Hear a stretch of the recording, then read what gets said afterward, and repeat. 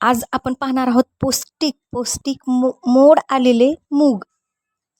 तर मटकी किंवा मोड आलेली मूग, जेही मोड आलेले असतात ते शरीरासाठी खूप पौष्टिक असतात, तुम्हाला माहीतच असेल. तर त्याची रेसिपी मी आज सांगणार आहे. तर ज्यांना वजन कमी करायचे त्यांच्यासाठी तर हा रामबाण उपाय आहे. आणि वजन कमी करण्यासोबतच बरेच आणखी तुम्हाला मी फायदे सांगणार आहेत, जे की तुम्हाला फक्त मूठभर मोड आलेले मूग खाऊन भेटणार आहेत.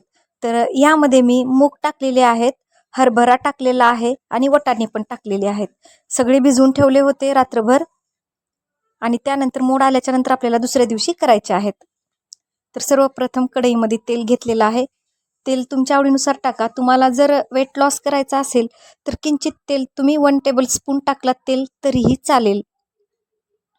1 टेबलस्पून टाकून त्यामध्ये हळद, मीठ, तिखट टाकून थोडंसं कांदा टाकून तुम्ही फ्राय केलात तरीही चालेल.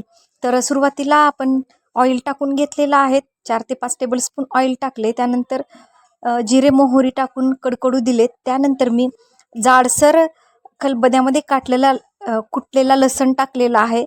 व्यवस्थित थोडाफार ब्राऊन कलर होजेपर्यंत परतून घेऊयात. त्यानंतर कांदा टाकलेला आहे बारीक.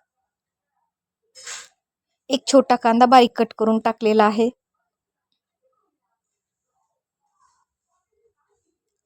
त्यानंतर कट करून मिरच्या टाकलेल्या आहेत, टोमॅटोज टाकलेला आहे.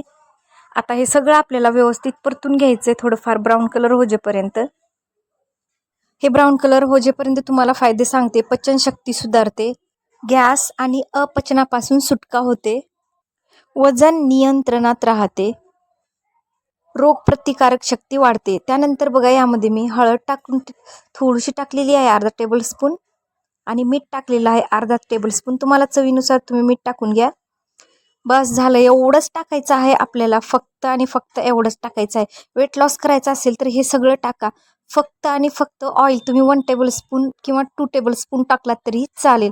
मटकी व्यवस्थित स्वच्छ धुवून घेतलेली आहे.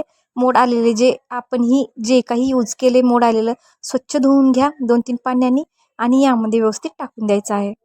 हे खाल्ल्यामुळे डायबिटीज नियंत्रणात येते, हृदयविकाराचा धोका टळतो, रक्ताची कमतरता दूर होते. तुम्ही मुठभर जरी रोज खालात तरीही चालेल. सकाळी सकाळी तोंड धुतल्याच्या नंतर जे तुम्ही नाश्ता करताना याचा केलात तरी चालेल. तुम्हाला जर बिलकुल ऑइल वापरायचा नसेल तर ह्याच्यामध्ये थोडंसं मीठ, थोडंसं तिखट टाकून हलकं तुम्ही वाफवलात आणि वाफवून खाल्लात ना तरीही चालेल. तरीही ते शरीरासाठी खूप फायदेशीर आहे. दुसरी महत्त्वाची गोष्ट म्हणजे हे कच्चे नका खाऊ. मोड आल्याच्या नंतर लगेचच धुवून तुम्ही लगेच नका खाऊ. थोडेफार वाफू द्यात. जर वाफवले नाहीत तर पोट दुखण्याची शक्यता असते आणि पचन होण्यासाठी थोडं तुम्हाला सोपं जाणार नाही. पचन होण्यासाठी थोडं अवघड जाईल. तर त्यामुळं थोडंफार वाफून खाल्लात तर योग्य राहील. त्यानंतर बघा भरपूर पाणी टाकले मी, कारण मला जास्त शिजवायचं आहे, पूर्ण व्यवस्थित शिजवायचं आहे. त्यामुळं शिजवल्याच्या नंतर बऱ्यापैकी त्यानंतर मी भरपूर अशी कोथिंबीर टाकलेली आहे. त्यानंतर परत झाकून ठेवायचे. हे पाणी मी आटू देणार आहे. जर तुम्हाला असं करायचं असेल तर चपातीसोबत, भातासोबत तुम्ही खाऊ शकता. अशा पद्धतीनं करायचं असेल तर करा. तसंच जर करायचं असेल तर तुम्ही पाणी टाकलं नाही तरी चालेल. फक्त वाफवून घ्या, तसंच नका खाऊ. नक्कीच तुम्हाला रेसिपी आवडली असेल, मला कमेंट करून सांगायला विसरू नका. लाईक करा, शेअर करा, कमेंट करा आणि हो, सबस्क्राईब करायला विसरू नका. तर बघा बऱ्यापैकी पाणी आटलेलं आहे. तर हे बघा, बघू शकता. आता आपल्याला चपातीसोबत, भाकरीसोबत, भातासोबत तुम्ही हे खाऊ शकता आणि खूप फायदेशीर आहे. फायदे तुम्हाला सांगितलेलेच आहेत.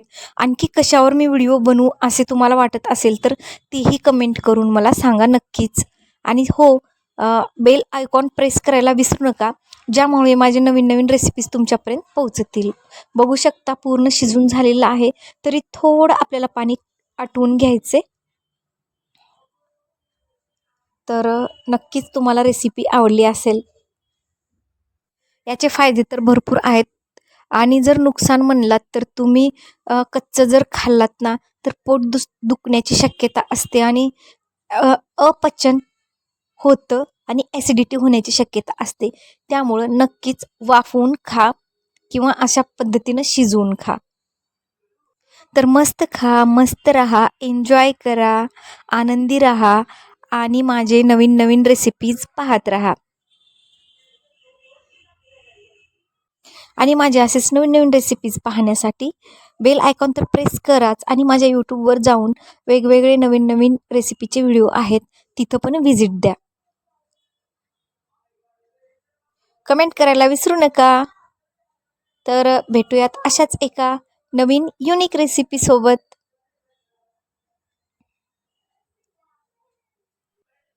तोपर्यंत थँक्यू.